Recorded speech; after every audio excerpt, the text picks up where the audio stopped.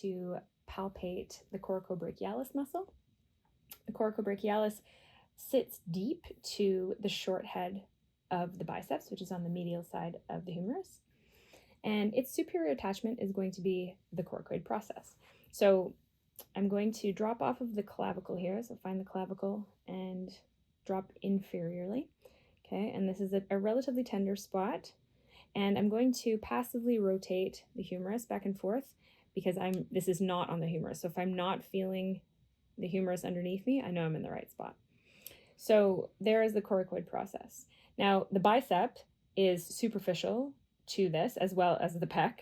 So what I want to do is I want to just get those two muscles out of the way. So I'm going to now, with my finger on the coracoid process, I'm going to just abduct my partner's arm to around 90 degrees here. And I'm going to just passively flex the elbow too so that the bicep is nice and soft. So now I sort of know the direction I want to go. So I'm going to take my finger off the coracoid and I'm going to actually tuck up underneath the pecs here and head towards the coracoid, just in there. So the coracobrachialis attaches to the coracoid process superiorly and then inferiorly. So it's going to come down the medial side of the humerus and it's going to attach to the medial mid shaft of the humerus around here. So if I look here at the medial epicondyle and I sort of just visually gauge the humerus, I'm going to go about halfway through. Okay. So it's going to come through here. And from this position, it is a flexor of the shoulder, but from this position, it's actually going to be a horizontal adductor.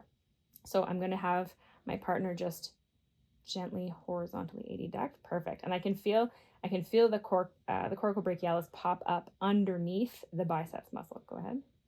Good. And I'm going to get you to just push and hold. So I'm going to, there, I can sort of feel it right here, there. And it's underneath the biceps. As you can see, the biceps is nice and soft right here. So I'm going to actually palpate it. And it's about the width of my thumb. Okay, just relax for me. And then go again. Perfect. And I can feel it all the way down until it starts to taper off right around exactly the mid shaft of the humerus.